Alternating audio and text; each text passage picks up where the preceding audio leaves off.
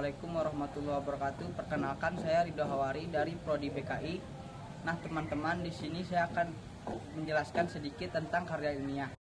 Nah, baik teman-teman, di sini udah ada yang tahu belum apa itu pengertian tentang karya ilmiah?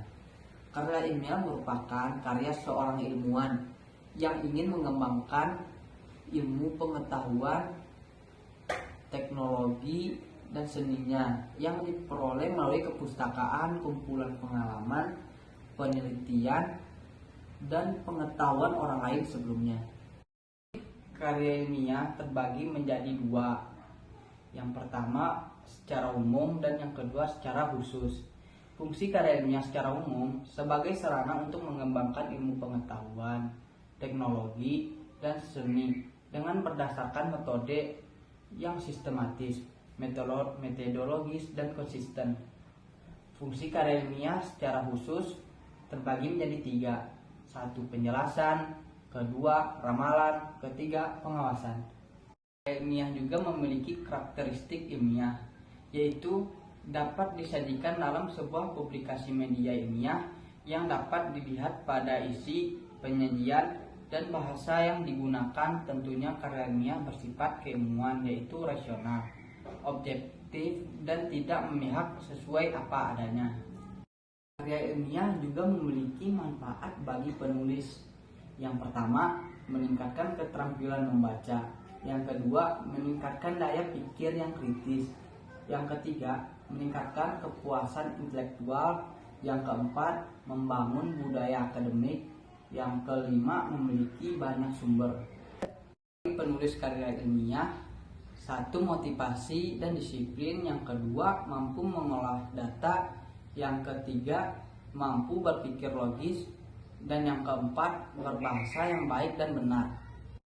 Karya ilmiah merupakan hasil pemikiran atau hasil penelitian seseorang. Penelitian akan bermanfaat apabila dituangkan ke dalam satu karya ilmiah. Adapun ciri dari karya ilmiah yaitu sistematis. Sistematis artinya tersusun dengan pola yang baku. Yang kedua, logis. Logis artinya isi dari suatu karya ilmiah dapat dipahami dan dibenarkan oleh logika atau akal sehat. Yang ketiga, objektif. Artinya berlandaskan teori, bukan berlandaskan pandangan pribadi penulisnya.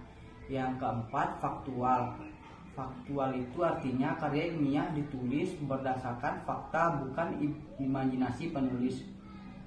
Jenis-jenis karya ilmiah. Satu, makalah. Makalah bisa diartikan sebagai karya tulis ilmiah yang kajian masalahnya berdasarkan data di lapangan yang bersifat empiris objektif. Yang kedua, artikel ilmiah. Dalam konteks jurnalistik, artikel merupakan karya ilmiah yang berisi pendapat subjektif. Sedangkan menurut sudut pandang ilmiah, yang ketiga adalah paper. Paper merupakan satu di antara jenis karya ilmiah yang populer di kalangan mahasiswa. Konten yang disajikan paper hampir mirip artikel ilmiah. Yang keempat, skripsi. Skripsi merupakan jenis karya ilmiah yang digunakan sebagai syarat wajib untuk lulus jenjang S1 dan mendapat gelar sarjana S1. 5, yaitu tesis.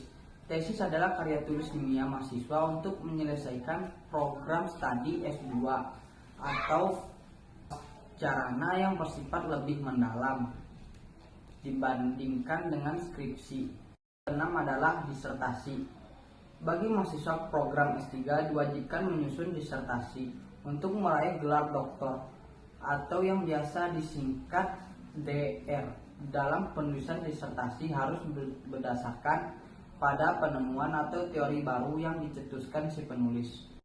Sekian dari pemaparan, penjelasan karya tulis ilmiah dari saya. Terima kasih telah menonton. Sampai jumpa di video selanjutnya. Wassalamualaikum warahmatullahi wabarakatuh.